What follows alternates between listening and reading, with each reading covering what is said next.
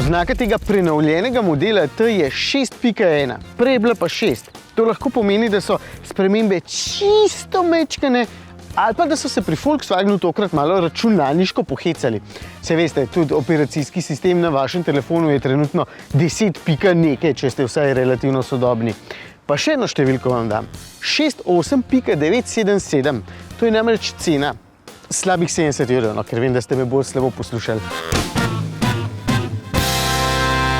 In to bo premij Comfortline, torej ta osnovni. Čeprav ni kaj dosti osnovnega tule notri, tale spisek dodatne opreme je dolg pol strani in v bistvu cena avtomobila dvigne za dobrih 13 €.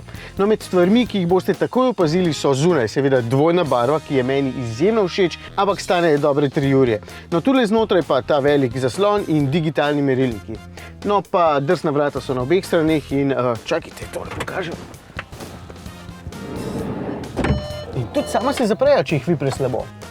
Sicer je pa tole krasna različica, če vprašate mene, za 4-člansko družino. V tem avtu je sicer prostora za 7 potnikov, ampak potem prtljažnika tole zadaj praktično ni.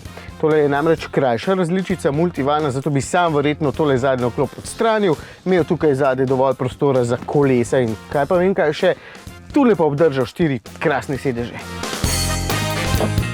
Ta da se celo vrtita okrog svoje osi. Vsi sedeži imajo v bistvu naslone za obe roki in so precej udobni. Za kombi pravzaprav zelo udobni. Ampak multivan je od nekdaj navduševal tudi tukaj za volanom, s svojimi nešteto odlagališči, ki so večinoma zelo uporabna. Sploh tale za telefon se mi zdi fajn, ker je mehak in ga lepo objame. No, pa tudi sicer so nasploh materiali precej fini.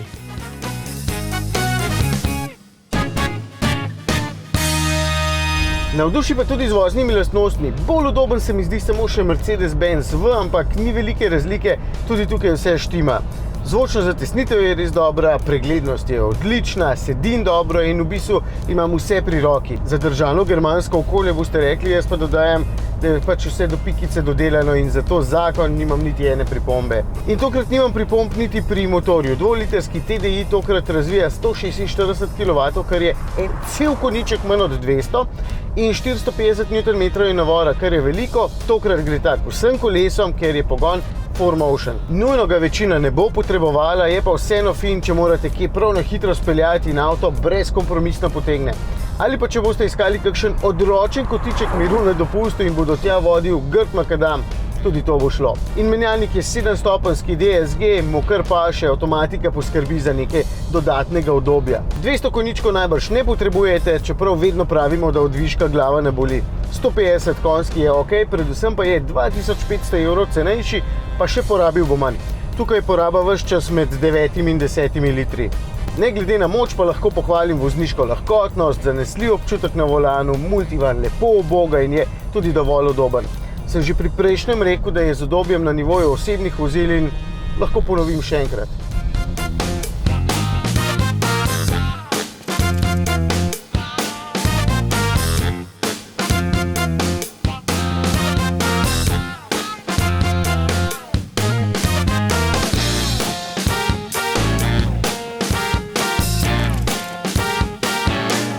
Vsi tile napisi, pa dvojna barva, LED luči pomagajo pri prepoznavnosti in nastopašču, če že osušijo denarnico.